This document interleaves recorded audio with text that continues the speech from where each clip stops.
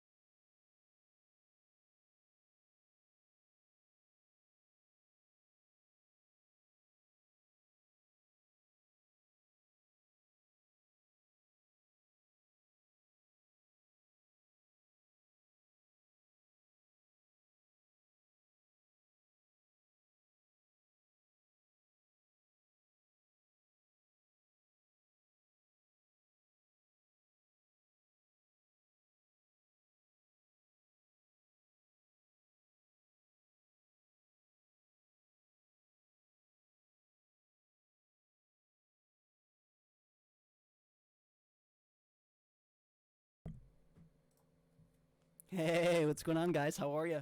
I'm Matt. Nice to see you guys all. Thanks for being here. Appreciate your time. Happy Wednesday, I guess.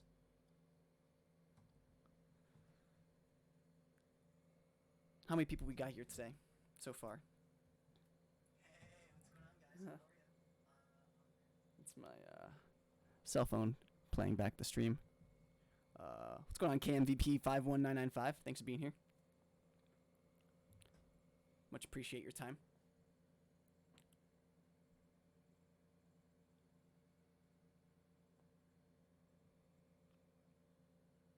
What else? Yeah, Wednesday is a theory. It's the middle part of what we call the week, I think. that's uh that's where we are at. How many people here uh have played Coventry or were at our first event this past September? I imagine everybody here. But whoever wasn't. Hi Rose, how are you? Splash and blue, cool, nice.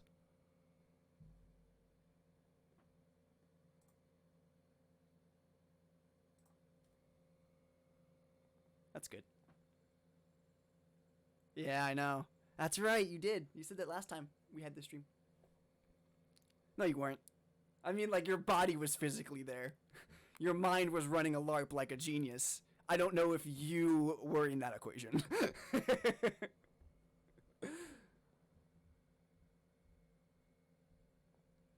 It was a fun time. It was a really fun time. No, I think insane is not the right word. I think inspired is better. It was a good time. It was a real good time. Yeah, so on my end, my chat's not telling me actually how many people are here or what everyone's names are in entirety. So I might, I'm going to be behind if there's more than what I'm seeing. Take a look at another resource.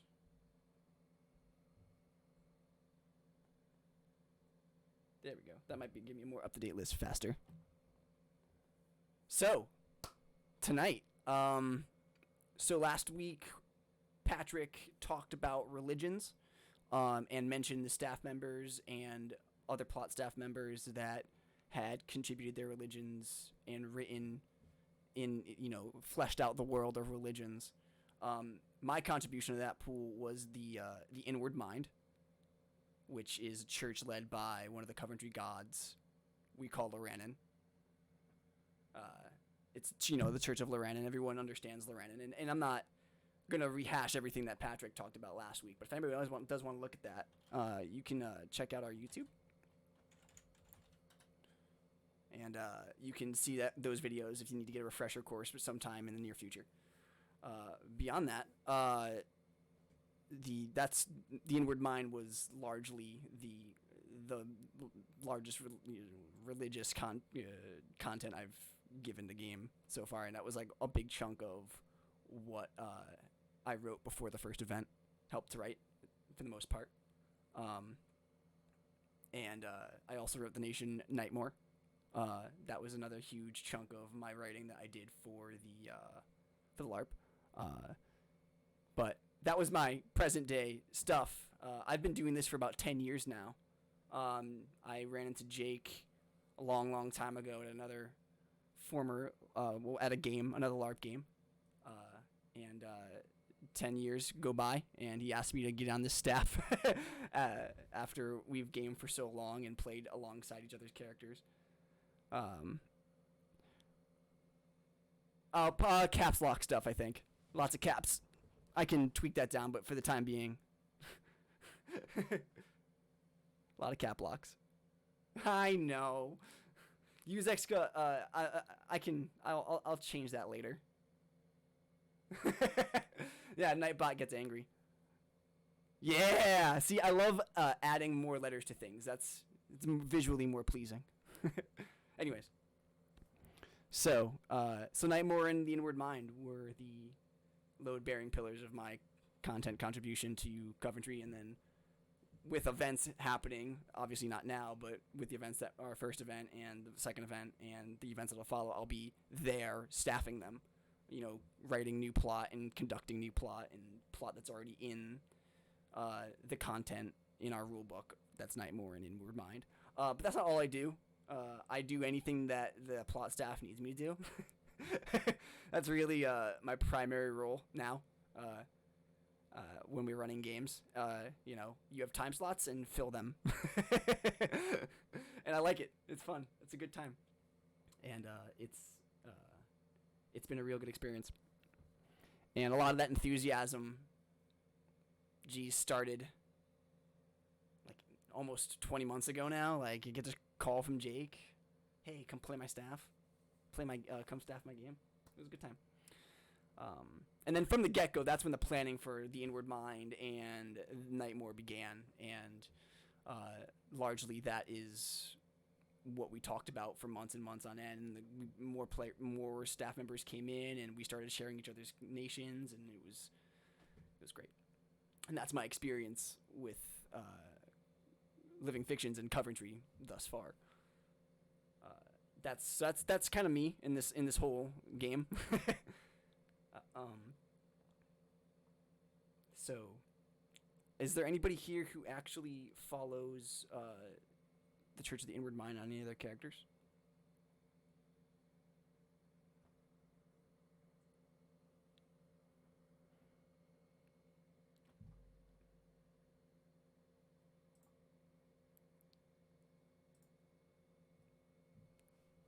Yeah, nice. Cool. Very good. Did you what's the most curious thing that hey, that's okay. There's nothing wrong with that. You just, you don't get to hang out with totally, peaceful monks that are peaceful monk-like priests, who do things like jump into people's dreams somehow, some way. That's what an Inward Mind priest does. Which kind of, there's a lot of functions that serves in the game. Good. Well, there's no reason to not understand or not adapt principles from either of the two for your character. That's welcome, encouraged, actually. So what does any of that mean? So you're a character from Nightmare, you're a character from the Inward Mind priesthood. What does that mean? What do they do? And a lot of that I can talk about here now, and I think I will a little bit. I don't want to throw everything at you guys because I think the natural discovery live is better, but I think establishing some common ground as to, that's probably someone from the Inward Mind, or this person is something specific to the Inward Mind, or that person's from Nightmare. Those kinds of things I'm hoping to get clear and reinforce for everybody. And if you're just joining us, thanks for being here. I'm Matt Gilbert. I am a staff writer for Coventry. The things I put in the rule book were the Nation of Nightmare and the Faith, the Inward Mind. And those are my biggest contributions before the game went live, and Now I just write for when we're doing things for the LARP, in between events, at events, whatever the plot staff needs. And we're talking about that content that I put in tonight, and as well as, what kind of brought me to kind of the world that kind of exists in Nightmare and in the Inward Mind religion. So the Inward Mind. So the Inward Mind has temples in multiple places in the world. Their primary function usually is to aid in the restoration of characteristically minds that have become broken in some way. So, like, if you're riddled with a nightmare, if you're, want to, like, live out something in a dream, or, have a certain kind of dream or anything like that, or receive visions, that's a venue for when these kinds of things can happen. That's what it functions to do. And there's a primary need for that because there hadn't been cosmologically a space that had really been created that was largely metaphysical. Everything else has a place, is a physical thing, but the lucid fathom, which is what the Inward Mind priests used to do the things I said before, like enter people's dreams and other things that you'll discover as the game goes on. And some more I can talk about here too, but we'll get to there. The Inward Mind priests go in, quote unquote, to the lucid fathom, which is, effectively when you're live at a LARP, a person playing a game consciously, what you're doing is your character's entering a trance through mechanisms that are involved in the gameplay of the LARP. So, an Inward Mind priest might come up to you and, like we did at the St. Harlov's event, which was the Halloween time frame event that we did, there might be a horror story or something that has left a really bad, scarring on an NPC or a PC. And the Inward Mind priest is there to kind of help facilitate that, moving beyond that thing that is causing you that strife. And this takes the form in a bunch of different ways that I didn't want limited to physical resources. I wanted to be because I wanted symbolism, I wanted iconography, I wanted scenarios that are modules that players can go on. Oops, sorry about that, my microphone, I bumped it. I wanted that kind of avenue of approach to plot for the game. And thus far, that was the best way I could think about doing it. It's less a trope about death and more a trope about dreams. And that's very specific. Because metaphysical can imply different. I mean, death is arguably when I'm dead, I'm dead. Hey, Calendar, how are you? So I didn't want to get grounded in that whole venue of expression. I didn't want it solely to be a tool for death from a plot sense. So that's why the Lucid Fathom exists. It's that metaphysical environment that you can see things that can just exist in plain sight, but aren't part of the world around you. And there's a necessity for that in a lot of the LARPs that I've played, and that's largely Nero games, but a lot of other games, in Nero International games specifically, there's an environment in those game settings that are like that. And our game needed it, so I was like, well, let me try it, and here we are. So that's the bare bones on what the Lucid Fathom is and the expectations you can have from me as to where I'm coming from when you see content or experience content as your player, as your character, I mean, about that. So how do you practice that? If you're a priest of the Inward Mind or temple warden of the inward mind even as well. What's the function of that too? I'm going to answer that question later. And I'm ready. I can get into that a little bit if people are looking for that. How many people have a character history from Nightmare? Just wave your hand or say hi or something in chat so I can get a count. Because I want to talk about character histories and the kinds of things how they shape the things I write.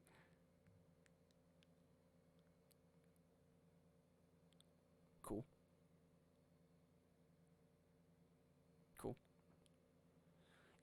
It says I have 10 people now on my side, not 2. So it is what it is. It's not necessarily updating in real time, unfortunately. I wish it was. I wouldn't have to keep asking that question. So. Oh, nice. Okay, I got it. Nice. Well, hello, other person. So what were we talking about? Oh yeah, we were talking about being a priest from of the inward mind, right? So if you're a priest, or if you're know anything about that religion, you have the priest rules, that the priest header that enables you to pick your spells and everything like that. But being a priest of the inward mind, is like a starting point in order to interact with the lucid fathom later. So it's something that can be an environment that could be constructed in that character's point of view. So that brings us to what the biggest thing about this game that's exciting is, and it's collaboration with its players. So by setting that up, we can interface with players that want to do something like that. Maybe they are looking for question or perspective they wouldn't normally have, or something that would involve some kind of vision that might lead to information that they might want to acquire. And so a priest is, the priest had to, like, you understand it, you pick your spells, and you find your rituals, and you cast those rituals and you create your rituals. And that, a priest of the inward mind obviously, can create a ritual that's designed for something that's specific to practicing their faith. One such example is a priest that uses a consecration ritual, which is like the thing you would expect as a player if an encounter was going to be in the lucid fathom. You have an area that you empower so that you can take place in what eventually is effectively augmented reality afterwards. And then you have the space, and then what happens in the game when you go into it, is in a LARP setting, it's effectively a trance. Obviously, you can't be in 2 places at once, so there's collaboration involved there to understand that there's a begin and end point to when you see one thing and when you don't see another. So physically, I bring you to a spot on the campsite that is set up to look like an area that was consecrated by Loranen via a priest. And then that priest will induce the trance, which puts your character unconscious. And then when the character's unconscious, the consecration of the area is supposed to... that's empowering you to enter the lucid fathom. Now, if it's not... Now, one thing that I want to make clear about that, too, is it's not a location. It's not anything like that. It's augmented reality. So you are now... you're seeing things that aren't... You're hallucinating things, effectively. Right? In one way. There's a bunch of different kind of experiences you can have when the lucid fathom is involved. But that stuff we'll get way more into as the game progresses. So in addition to a priest and all the normal priest things, you can consecrate this area in the name of Loranen, and then you can, have that be a space where you can conduct these dream walks. And then from there, that's the LARP experience. You experience creatures that look one way, maybe, or you can experience anything in there. It's a metaphysical environment. It's meant, which also means that things can definitely look a little askew from what you might normally see. It's meant to be a place that's informed by a trope that is referred to as the sleeping and waking mind. Effectively, that's the trope that we're playing with here. And for people who are familiar with that, there's tons of inspirations and books I've read that, like, contemporary fantasy novels that cover that. And that stuff in a LARP was super appealing to me. And I wanted to give players that ability to have that control of an architectural environment. So, priests of the inward mind can do those things. To be able to do those things, you have to do things in the game, and then you'll be enabled to lead those things. And that's a communication between us, staff, and the player about something they want to show or do. So I'm open to working with people who when a clear understanding and object goal is understood with going into an encounter for the Lucid Fathom, then they can shape it. They can just the player can say, I want to put this in it, and I'm going to make these props, and I want to include that in what I what people see when they go into my mind. I'm totally into that. That's the most exciting part of all of this, is doing that with you guys. That is super exciting to me. And you need to have the infrastructure in the game to know how to do that.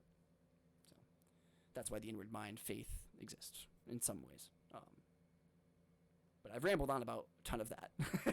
Is anybody confused by that? Do we have any questions thus far about, like, what a priest of the inward mind is, what the religion does, what the religion serves, typical activities of that? Is there anything unclear about those kinds of things?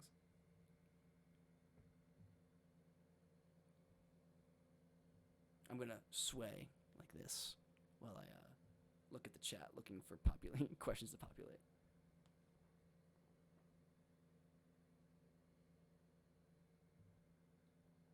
Okay. J. Okay. So if I am... Okay.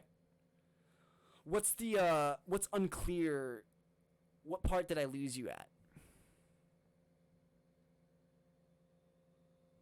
Awesome, Rose. That's I'm glad that happened.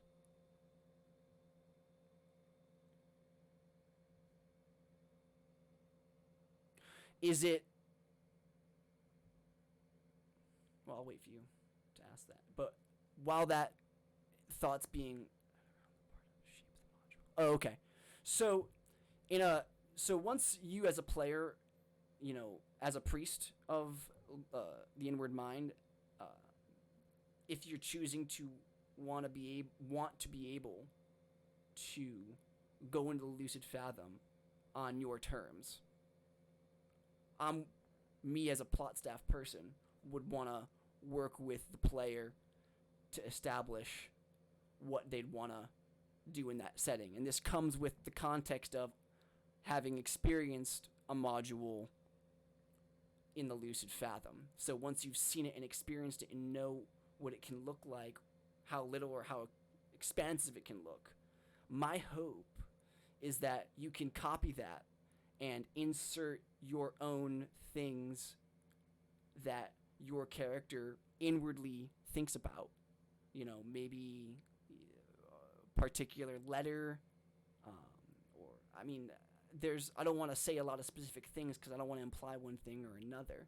But if you have a reason to enter the Lucid Fathom, seeking information or otherwise, I want you to be able to facilitate that with as much agency as possible. And it seems natural to me when I was doing this that if you're entering what's effectively a projection of the person whom you are interacting with in the lucid fathom, so you're entering someone's dream, let's use that as an example, that dream should be informed by the person who's having it, and then they can decorate it how they might see fit.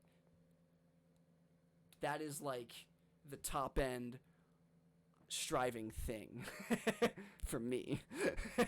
I would love to be able to manage that with somebody. That isn't also to say that you wouldn't have an NPC like myself. Awesome. That also doesn't to say, though, that I'm really glad I was able to clear that up. Awesome. Oh, by the way, Dagrel, thank you for the follow. Appreciate that. For those of you who are just joining us, we're talking about the Coventry LARP, the religion of the inward mind, and soon to be the nation of Nightmare, and answering questions about the game world to the best of my ability. And I can do that to the best within the context of a nation, Nightmare, and a religion, the inward mind. We have a follower goal going on right now, so we're trying to reach affiliate status on Twitch, and we need 50 followers for that. So if you have been to a couple of these streams and like what you're seeing and want to know when we're doing more, you can follow the Twitch channel here, which is hitting the bell at the top of the webpage where you're seeing the actual stream at. You do that, and you'll be able to follow us. Once we get to 50, we can do a lot of other cool things with the stream as you're seeing it, and such as giveaways and other kinds of means to empower and reward people for spending their time with us when we have these kinds of discussions, these kind of staff chats. So, that all being said, that plug done. Nightmare. That's one of the nations in the game that I have poured a lot into, if not all. It's if you're a character from Nightmare, you might be familiar with the history, or if you're not, it's just one of the nations in the game. You can choose it when you're creating a character, and it's a constitutional monarchy, and it's one of many nations in the game. A close ally to it for people who are in this nation as well is the Kingdom of Gallia. They're like really good allies. So you have a friend in people who are from Gallia, my Nightmare players. So constitutional monarchy, Coventry. Why does that matter? It doesn't. What does matter is this, though. When you're playing the game, you're on the island of Coventry, and the island of Coventry's laws is what is dictating the experience when you're on the island, right? So, you have what you have what you have in Nightmare, but it's founding, how it came from Brithalia, the Exodus, and the rupture, and then the founding of the kingdom afterwards, and then 100 years go by, and now here we are again, 100 years later. Nightmare is one of the youngest kingdoms in the world. It's a world that's post-rupture. So what does that look like? How do I texturize that for people who have character histories from that, as well as for a game setting? That was one objective, one big question to have when I was writing this. So, in some ways, I want to talk about the expectations. What one can expect when seeing something from Nightmare. One of the starting images that you guys saw in the slideshow, that's a lot of imagery that inspired a lot of the writing for Nightmare, and how one might experience, that story. Say you were for some reason to go to Nightmare for a module, that you experienced the LARP. Have that kind of imagery kind of set. I needed that kind of stuff to kind of guide me in the writing of it all, because I wanted it to be a part of the world. I didn't want it to just, I didn't want it to feel contrived. I wanted it to feel like it's in the place it's in. It's North. There's lots of tropes about the North. I mean, we have Game of Thrones is a big thing, and other, there's tons of stories out there that have a northern kingdom in a world, right? And I kind of wanted to have my cut out of that, and so that kind of story's kind of lived with me for a long time. You know, I've always kind of written a lot of fantasy and a lot of short fiction in wintry environments. One of the things that I like, snowing is a big inspirer for me. So I wanted to write a keynote about that. But like, how does that, why does that matter for a LARP? I mean, like, am I gonna put fake snow in a LARP? I might, but fake snow's fake snow. But I'm not. That's not what's gonna happen. It can. I would love to do that in a module. Snow machines are cool. There's nothing wrong with that. But that's, largely the game is played on Coventry, right? So what's that? How does a person from Nightmore or any nation interact on Coventry? And largely when I wrote the game, for the record, and this is going to be hilarious for bringing that up, Jory Poo. I mean, like, seriously, everyone here, all the staff members that are here, and you guys, like, I can't LARP in winter, all right? I can't. I'm really bad at it. I'm bad in the cold. I've done it. Silway knows I've done it. I was there and we did it. And I almost, with my raspy voice and everything. But I don't fare well. So, but that being said, like, if I wanted to do a winter event, like, I wanted to be excited about what it could look like outside of just being cold and at a campsite. Oh, man. It was great. That was a good time. So since we're a Northeast-based LARP, our events will occasionally be cold. And again, to maximize that experience, there needs to be winter stuff. Winter-themed things with some, relevance to the world, of course. So Nightmare. That was a huge inspiration for Nightmare, and why I wanted to make it a constitutional monarchy is this television show called The Crown. And I got super into the expression of the story from a bunch of different characters' point of view, and I started thinking, like, that's not too different from a LARP in practice, But what was interesting is it got me excited about how a monarchy is structured and why certain structures exist, in, of course, a dramatic fashion that's dictated by a television show. But I found myself in that and really wanting to tell what Nightmare's monarchy looked like and how it was formed and why, and all the history and the reasons certain decisions are made. And I thrive for that, and I want that story to also be consumed by people who are from those nations as their characters, or who just want to interact with the nation and its NPCs and things you'll see at the LARP, as with some context. So context is everything. So that show inspired me to really dig into, like, okay, so if this would be a constitutional monarchy, like, what are the laws and how does it govern itself? And I structured all of that in the rule book, and effectively there's an order of 3 people, mostly on top of the monarch, that kind of guide 3 separate aspects of the monarchy's rule. One is based in merchanting, one is based in laws and the rule of law, and the other is based in the military. And those all have their individual roles. But that's like, it was, I didn't want to write a 30-page treatise on the constitutional ramifications of every branch of the monarchy. I figured I could spare people that in the rule book and tell that story and show that story over time at Coventry Games. And also, it was not a priority to do that. As much as that enthralled me to want to think super deep about what's the philosophy behind the structure of a monarchy, which I'll talk about any day, just not now in full depth. But I wanted that depth, because in the games that,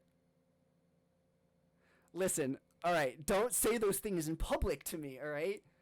Once you say these things, this is why you can't bring me out. This is why you can't. No, don't tell me those things, because I'll do it.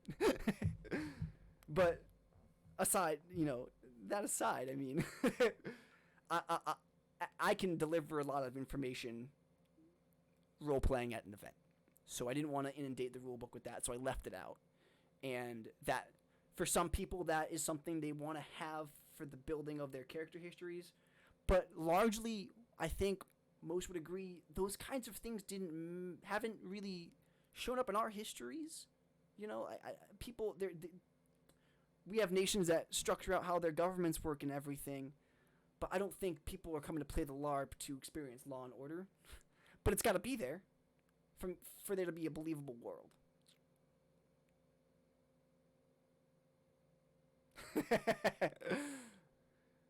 Good to know, Splash and Blue. But that's not what the story's about. What the story's about is the characters that were there when it was built, and it's all about character driven action. When I'm, that's a huge thing that dictates my way of game running. Something I hope you guys will experience through Nightmare and through the Inward Mind. But so those are the three branches of government. That's how they function. These are the things they decided on. That's what I needed, because the game is on Coventry. It's on the island, right? Those laws don't matter. Nightmare's laws don't matter. So you get this experience of duality with your character. That another huge word for me is duality. I'm obsessed with stories that have really great structures of duality. So I wanted to enable people to think about the kingdom this way in the context of its laws, and then think about it from the context of maybe Coventry's laws, and then how does that function in the greater scheme of the world.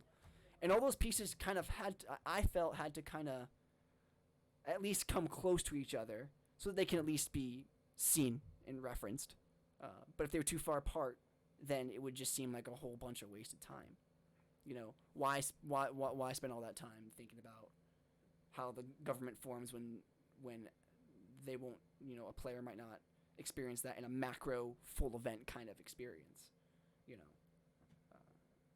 That would be, that's a huge endeavor, in my opinion. To sell to somebody and believe and be in the LARP, collaborating with what's being experienced in front of you. So that's another tangent. I should have warned that I might go on occasion. Sorry. I feel like I've been sort of tame, but probably not the most. But I'm working at it here. So, Nightmare, and being from it, I want people to experience that through the relationships they develop with the NPCs in the game. Because I think one of the most important things to me that was made apparent to me as an early on as a game runner is two things. Getting to know your GM is one. Crap. Now I lost. Now, as I was going to say the other, I've forgotten about it. But among other things, getting to know your GM is the most important thing. So that's why I wanted to take the time to explain what one might expect to see. So, you're not beholden to, memorize a whole set of laws and all that stuff to play your character on Coventry, though knowledge of that stuff will arm you with developing relationships with NPCs. And that was the number 2 most important thing, paired with getting to know your GM. The number 2 thing was laws. Just have a whole game of anarchy, Silway. Why not? So, didn't want to spend a lot of time on that. Right. No laws. um,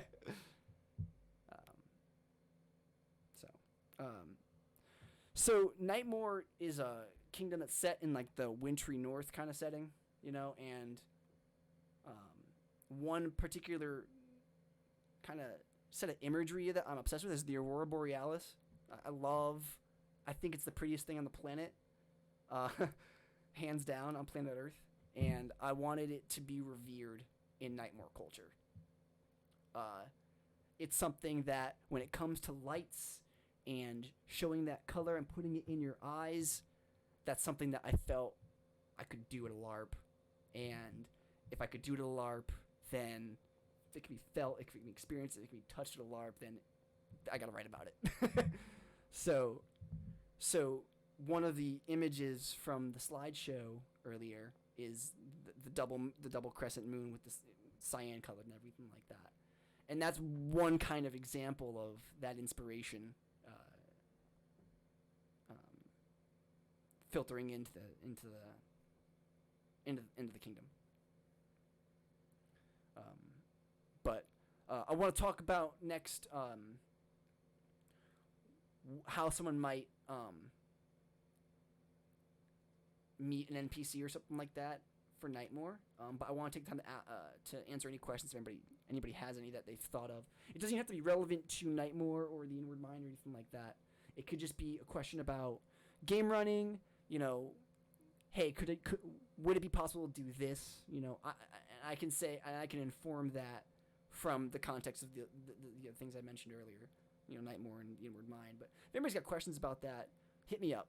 Because I can, like a lot of people, I can just go on and on and on. But I want to stay focused with you guys so that you can leave here knowing that, hey, when I go to Coventry next, I'm going to know, a little, I'm going to have that knowledge about, I'm going to have that reinforcement of the knowledge that's already out there about the Inward Mind and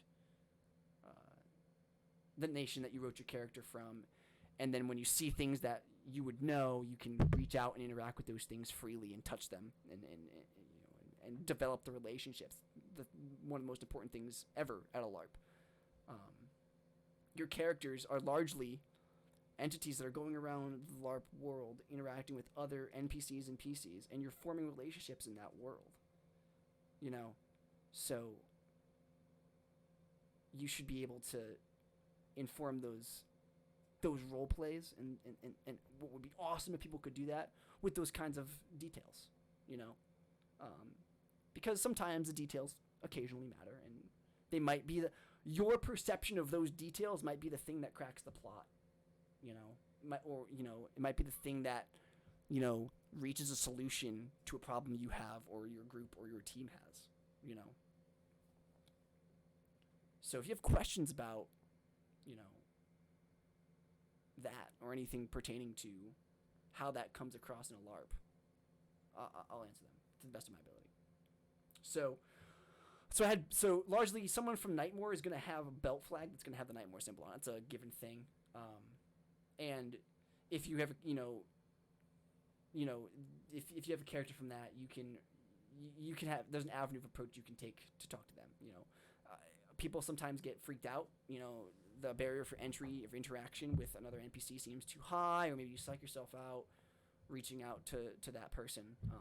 But I would encourage you to do the opposite. Do it and reach out to them and be brave and do that.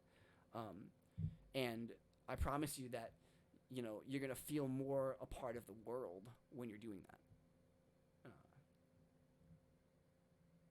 So that's something I would encourage players to strive for. And I want to set up a world where you can strive for that and feel like you can get somewhere doing so. To answer a question that had come up but wasn't presented here, I'll take 5 minutes real fast. I want to cycle back to the Inward Mind and Temple Wardens.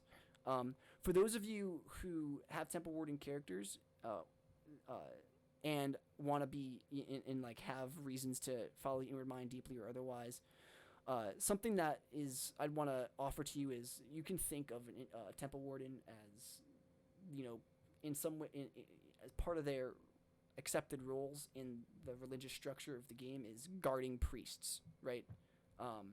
In the inward mind, that might mean guarding priests, and then somehow they're involved in, doctrine. There's a doctrine or some layout, some directive that a temple warden from a specific inward mind temple is from might follow, and therefore, either physically or when it comes to the lucid fathom and those kinds of things. And that was a question that came up in the Coventry group a little while ago. It's something about temple wardens, and largely there's more in-depth information about temple wardens that Patrick has released, and that's like as current as I would have, that I would reference. But I wanted people who have that history and haven't experienced that yet. That part of an accepted role that a temple warden of the inward mind faith would be protecting priests of the inward mind and the entities involved in a dream walk or a trip visiting entering the lucid fathom.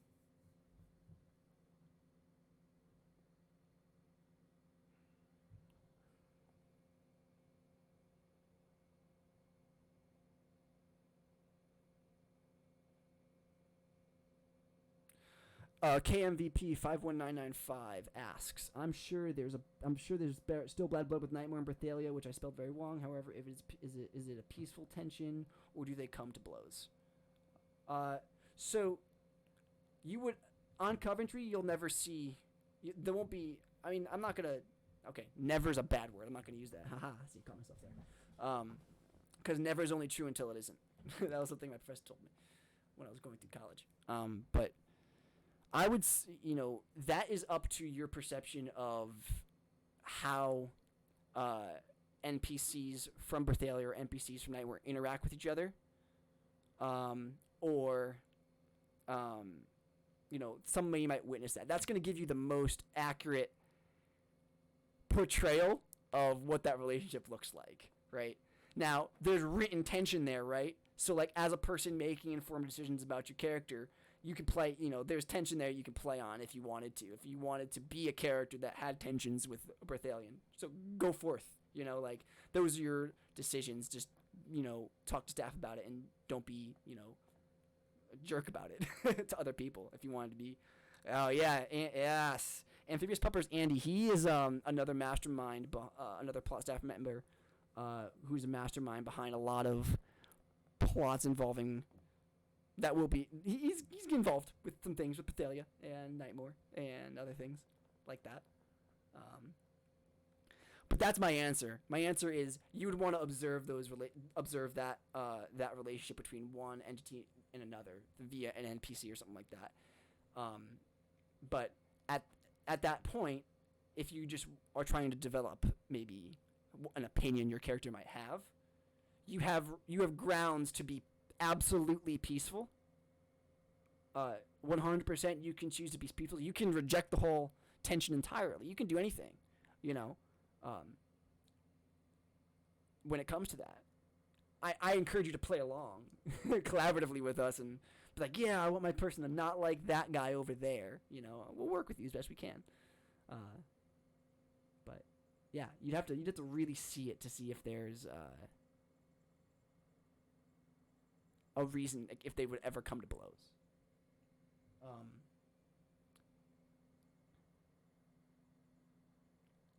Listen, theoreticals. Listen, it's it may or may not have happened. Okay. The crimes may or may not have occurred.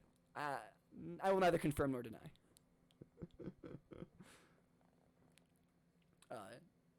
So.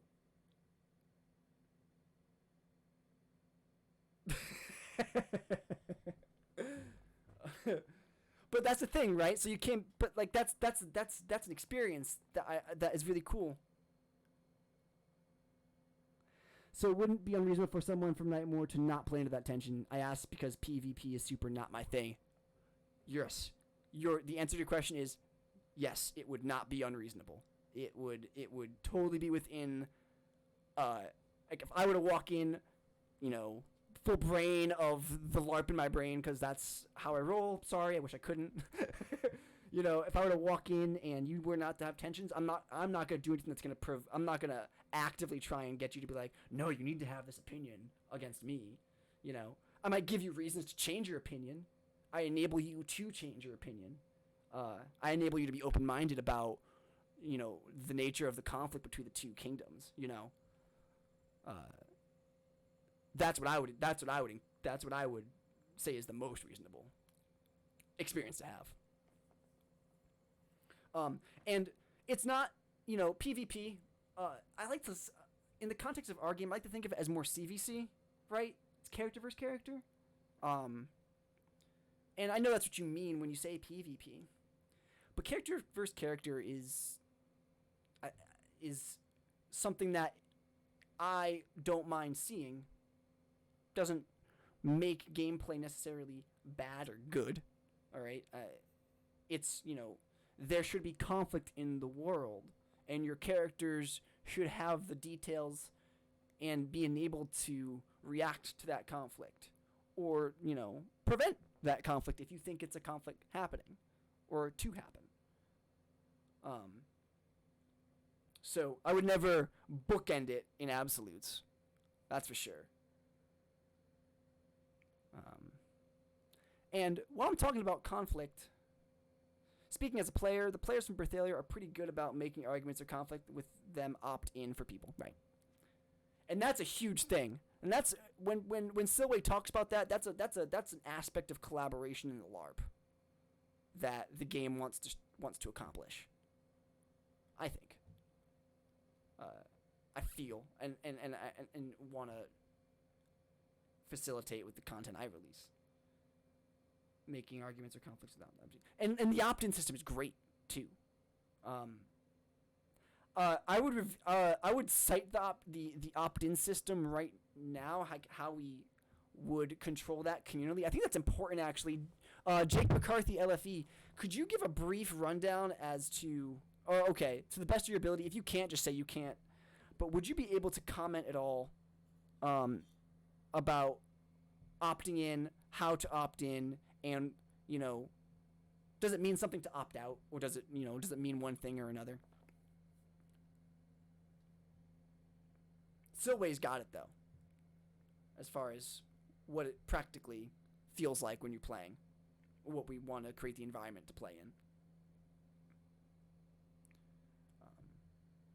So while that question is being sorted out potentially,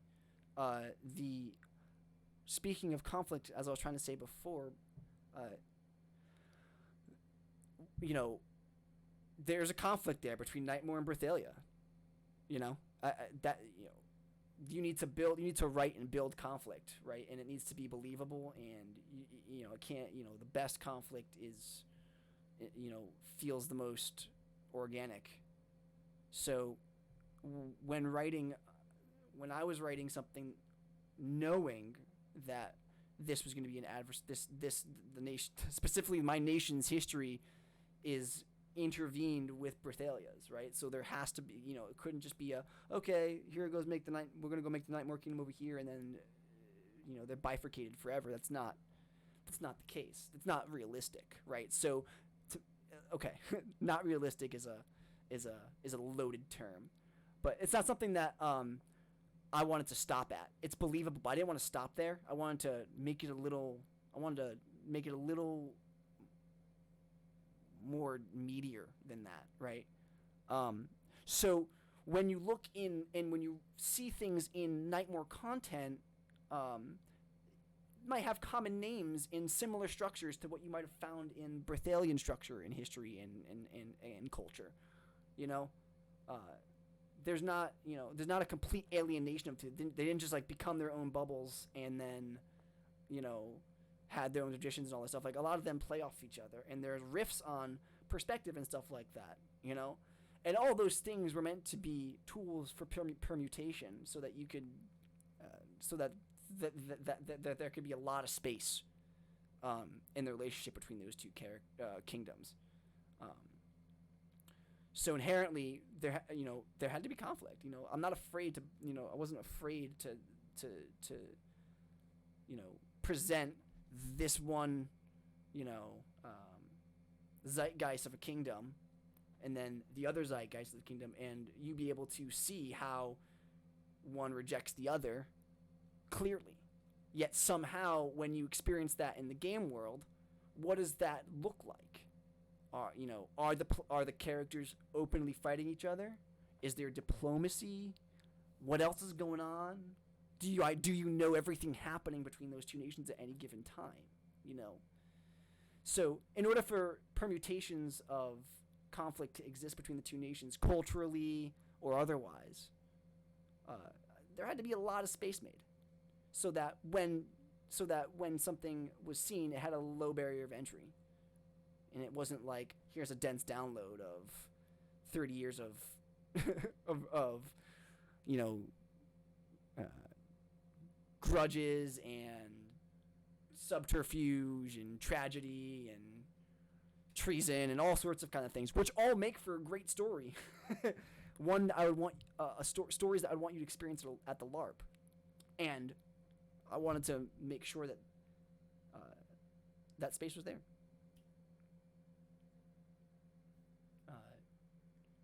So space in the conflict, so that you can have 30 different people have a different perspective, and not feel like you're bound to some divine clause. Though I will say, there are other ways we are bound, right? We're creating a story together, so we've established, conventions, and there's no reason to, having established those conventions, just to ignore them all. But so those are guiding principles for me when working with other people when we're working on plot with a player. So like, one couldn't just say that I want, no one can just say something in absolute. I wanted to make sure that the writing safeguarded that as best as I could conceive.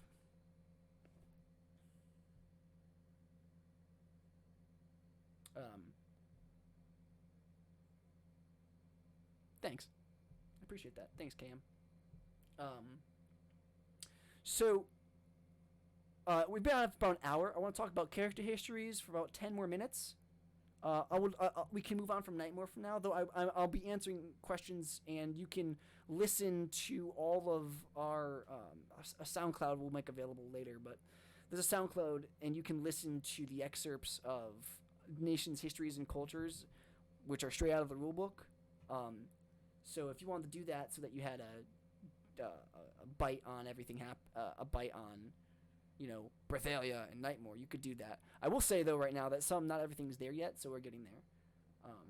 But I don't want to regurgitate all that stuff that you can read or listen to, as much as I can reference that at any point in time if anybody really, really actually asked and needed to. Even if you're new, too, and might not even be able to want to reference all those things, I can tell you a bunch of stuff real quick, right? But I wanted you to know that those resources are available. So I want to talk about character histories, and if we can, we could talk a little bit more about structure in the Inward Mind as it pertains to Patrick's structure. So Patrick wrote the religion structure in the world, and I want to give you guys the relationship because that religion structure that Patrick has laid out. There's things that are written in it that, explicitly saying that not everything is the same, and I want to kind of show you guys some of those differences with the Inward Mind. Like, all the structure is the same. The Inward Mind it all follows the same kind of stuff, but there are names and stuff like that vary. And two of those names that you might hear are Dreamwalkers and Dream Sages. Dream Sages record stuff that happens in Lucid Fathom, and Dreamwalkers experience stuff in Lucid Fathom. And so they themselves have a place in the, in the priest, high priest, etc. Baseline structure that Patrick has laid out for all of us. So I just don't want people to get confused by that, because that was something that was briefly talked about at the last stream when it came to religions and the slight differences in their practices and such, as well as the similarities. Okay, character histories. So, truth moment. All right.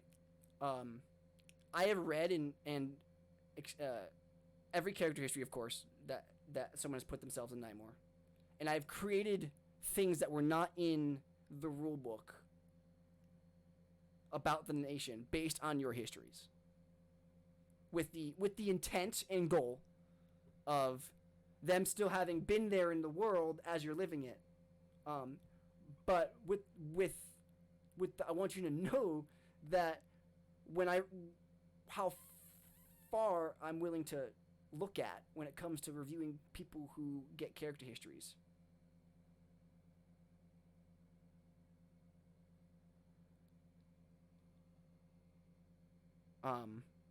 Thanks, Jake.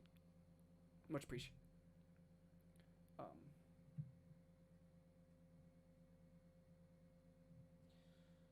Just making sure that I don't have a terrible stream delay real quick. Okay, sorry about that. I was making sure my stream delay wasn't bad. So, I literally fleshed out more things in the world that I didn't know people wanted to have. You know, if I saw something that was like, hey, you know what? There's a place. Okay. So if you guys want to know more about CVC and how the Coventry community and the LFE community enables players to opt in and opt out of that, check out our Facebook page. Jake is gonna have a discussion on that at some point in time, so keep an eye on for that. Click on that's our link to our Facebook group if you want to mention it. We have 456 members right now. I mean, 500 is a great number, so if you know anybody who's interested in our LARP or wants to see what we're doing, tell them to have them request and see if they want to have them come join our community, because we'd love to have you. So yeah, so I, it's not beyond me to oh man, that's a really cool thing, and I'd want to do more with that, but I,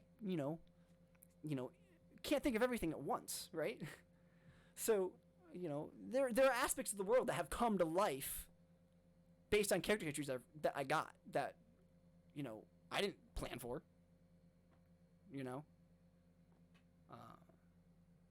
and that was exciting to me. So when you give us a character history, some things are off the table, but really a lot's on the table. I mean, a ton is on the table. And it's just a matter of working with, collaborating with us and working with us to figure out, what that could mean. So I wanted to stress that point because, that's what we want to be about, is that inclusivity. So there it is. So that's character histories, and an overview of what I'd be willing to do with them. I'm not above I wasn't above there are people who wanted to have connections specifically to named NPCs that were in the rule book, and I had that a character's age mattered, and what they presented to me as to what their role their character had in this backstory that I ultimately drew off of to reimagine a particular space that I hadn't preemptively thought of, because I can't know everything. And so that's an exciting endeavor for me, and I love doing more. I want to do more of that, but obviously, we have so many histories as it is. I don't know if there's 40 new players that are gonna pop out of nowhere with new histories, and no universe that's not necessarily a challenge, but that'd be but that's really the only thing that would break the bank, is being overflowed like that. But that's a tangent. The main point is that your character histories, I love reading them, and I really hope that you guys will relate the experiences you have to the histories you've given us, and just know that that stuff has shaped the world around you. Definitely. It's going to help. It's shaped the plots. It's going to shape how the NPCs have relationships with you, and that's important to me.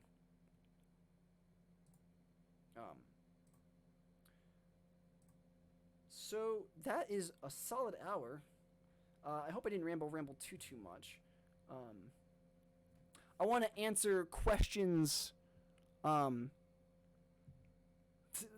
can be lighthearted. I mean, I'd love to answer questions related to story and lore that you've read, or I'd love to, any questions you got for me, knowing what I know, I'm willing to answer. You can reach out to me anytime on, through the Facebook group. Just at me, in the message or something. You can get us on. You can probably get out to me on Twitter somehow via the Coventry LARP Twitter. You can, if you're a friend of mine on Facebook, just message me. That's totally acceptable. Really though, I mean, it's best for the most eyes to have the questions. So any questions that you might not have thought of here, feel free to just drop on our Facebook page at any time. We've dropped the links in chat for those kinds of things if you wanted to check it out. So I want to start wrapping things up. If everyone has gotten their kind of fill of things, I'll just do a really recap as to everything, so that if you're just tuning in, you can go back through on this stream and find those things. And we talked tonight about the inward mind and the function a priest has, what the lucid fathom is, how that expresses itself in game, both in game and physically. How, we talked about how to bring that kind of augmented reality, quote unquote, to an already augmented situation like a LARP, and the kinds of things we do to ensure those things in the gameplay via going to sleep or such, and the reliance on collaboration with the players who have chosen to be these priests and stuff that can do these things. We also talked about Nightmare, which is one of the nations in the world of Almarin, and we talked about what I thought was important, texturizing it to make it feel like it's a real place in the world. And even though it has all this stuff behind it, it's not Coventry, so its rules and its laws and those kinds of things, like all other nations, don't apply. So we talked about the duality of that and how it's okay for characters to have those kind of opinions that conflict like that, because there's a lot of space that's been made in the game world for you to kind of live in those kinds of things. And we fielded some questions about character versus character play, which we are taking to our Facebook group for a later time. And we talked a lot about inspirations that I drew on to bring the stuff that I was able to put into the world for characters and stuff to consume and be part of. And that was important. And I hope you guys are as enthusiastic with that level of involvement I want to have with you and with this world and with this game. And I hope that can translate to you for your gameplay if and when you decide to come play or NPC our game. And obviously, when you'll know when we're having events in some way, shape, or form. So that's the recap of what we talked about tonight. If you watch this video, that's great, and you can ask me a question at a later time. That's great too. So I appreciate it. Thanks, Andy. I appreciate it, guys. Thank you for being here, guys. I hope you guys have a great night. Stay safe out there. On Thursday, I believe Thursday, April 17th, there's going to be another Invictus chat. Can we get some plugs in chat about that? Anybody around to listen to that? I'm pretty sure Invictus has a stream on Friday. Is that true? If not, correct me if I'm wrong. I just thought I saw an event in regards to that. Yes, Invictus chats, which, by the way, I'm a player of. And I cannot wait. So, yeah, Friday, we're going to be back here with Invictus, and it's going to be awesome. I won't be here. I'll be in chat Friday. Anyways, thanks, guys, for spending your time here. We'll come back at you with more content in the future about various topics throughout, now and forever. Have a good night. Be well.